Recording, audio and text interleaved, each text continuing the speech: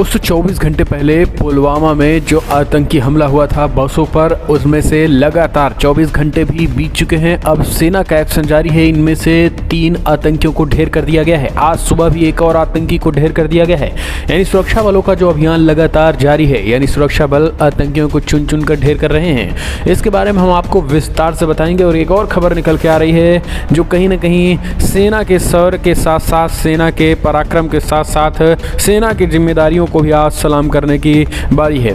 दरअसल ये मामला निकल के आया है जहां एक सेना के जवान शहीद हो गए थे और उनकी बहन का जो फर्ज, उनकी बहन की शादी थी। सेना के जवान जो शहीद हुआ था, उनकी बहन की शादी में भाई का फर्ज निभाने अचानक सेना ने उस बहन को ऐसा तोहफा दिया कि लगभग 12 से 15 से 24 सेना के जवान जो हैं वो उस बहन के घर पहुंच गए। यानी अचानक भाई का फर्ज निभाने शादी में सीआरपीएफ के दर्जनों जवान जो है वो अचानक पहुंच गए।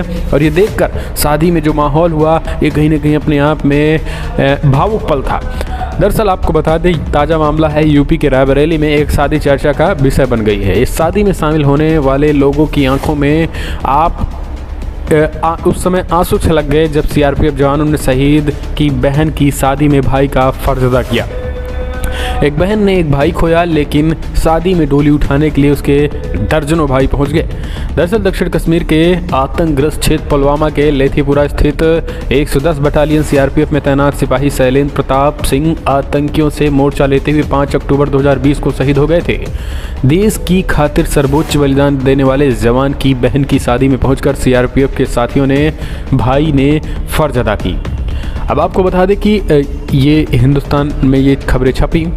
इसमें लिखा कि पिछले साल कश्मीर में शहीद रायबरेली के शैलेंद्र प्रताप सिंह की बहन की शादी में पहुंचे सीआरपीएफ जवान ताकि बहन को अपने भाई की कमी महसूस न हो। रायबरेली के शहीद जवान शैलेंद्र प्रताप की बहन ज्योति सिंह की 13 दिसंबर 2021 को अपने गृह निवास में शादी हुई। समारोह में शामिल हुए लोगों के लिए वो पल बेहद फक्र और भावुक करने वाला था जब शादी में अचानक दर्जनों सीआरपीएफ जवान पहुंचे। न केवल रस्मों में हिस्सा लिया बल्कि एक भाई की तरह अपनी बहन को आशीर्वाद और उपहार भी दिए। इसके अलावा फूलों की चादर से सजी चुनरी को पकड़कर बहन को स्टेज तक भी ले गए।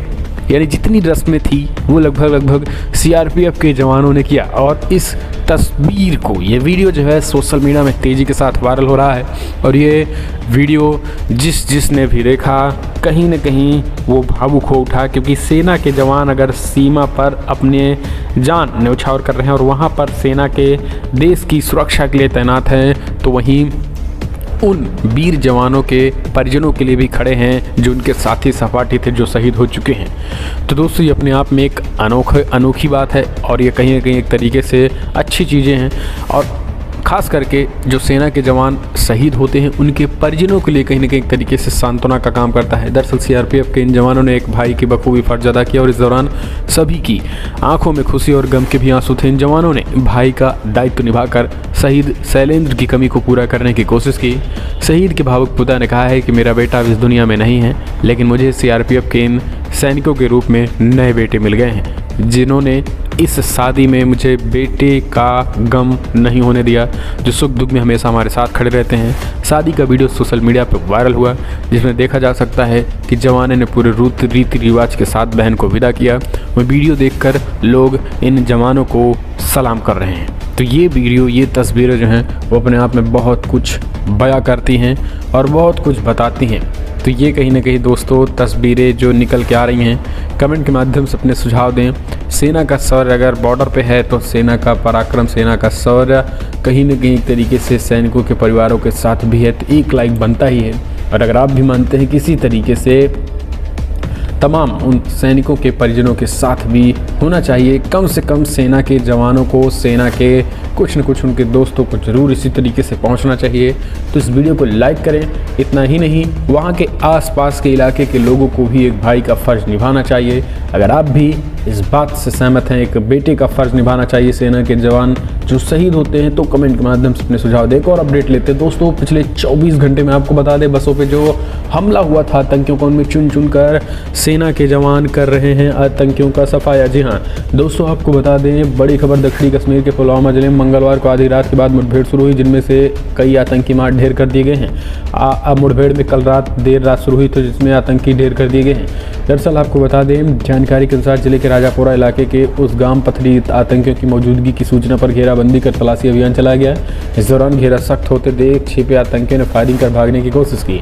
जवानों ने जवाबी कार्रवाई से उनकी कोशिश को नाकाम कर दिया। सुरक्षा बलों की ओर से आत्मसमर्पण की लगातार अपील की गई, लेकिन आतंकी नहीं माने और रुक रुक कर फायरिंग करते रहे। इस दौरान एक आतंकी मारा गया। फिलहाल ऑपरेशन जारी और पूरे इलाकों को सुरक्षा बलों ने घेर लिया है। दरअसल आपको बता दें कि 2 दिन पहले जिस तरीके से खबर निकल के आई कि बस पर, जी हाँ, एक पुलिस कर्मियों से भरी बस पर हमला किया गया, वो कहीं ना कहीं अपने आप में बेहद खतरनाक था। और एक पुलवामा जो है वो दोहराने की कोशिश की गई थी। जी हाँ, पुलवामा दोहराने की कोशिश की गई थी और इसी की वजह से ये सारी चीज़ें कहीं ना कहीं सेना पूरी तरीके से एक्टिव दिखी।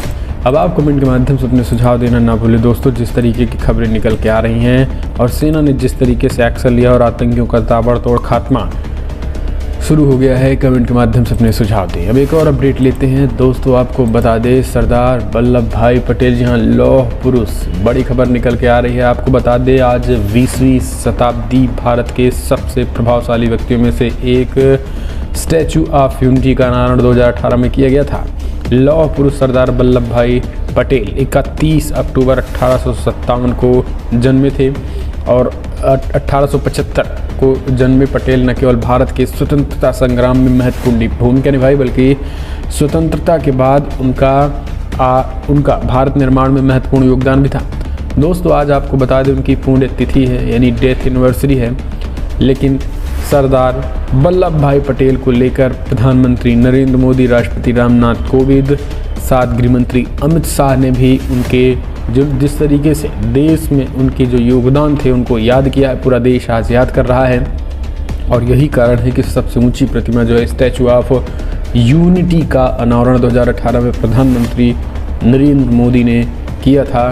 खास करके सरदार वल्लभ भाई पटेल के इस शौर्य को देखते हुए और सबसे ऊंची प्रतिमा गुजरात में लगाई गई है और आज डेथ एनिवर्सरी है। प्रधानमंत्री मोदी, गृहमंत्री अमित शाह ने कहा है कि हर भारतीय के हृदय में बसने वाले देश की एकता व अखंडता के अद्भुत शिल्पी लौह पुरुष सरदार पटेल जी के जीवन का क्षण क्षण भारत के एक राष्ट्र का भाव जागृत करने हेतु समृद्ध रहा है। उन्होंने समर्पित रहा, उनके विचार सदैव देश का मार्गदर्शन करते रहेंगे। ऐसे महान युग पुरुष और राष्ट्रीय गौरव के चरणों में कोटिशाह वंदन। तो ये कहीं न कहीं सरदार वल्लभ भाई पटेल को लेके गृह मंत्री अमित शाह, क्योंकि गृह मंत्री अमित शाह जानते हैं कि किस तरीके से तमाम उन छोटी छोटी रियासतों को एक करके गृह मंत्री अमित शाह जानते हैं किस तरीके से भारत को एक किया था। इस वजह से उन्हें लौह पुरुष जाना जाता है। तो दोस्तों, सत नमन ऐसे महापुरुषों को। फिलहाल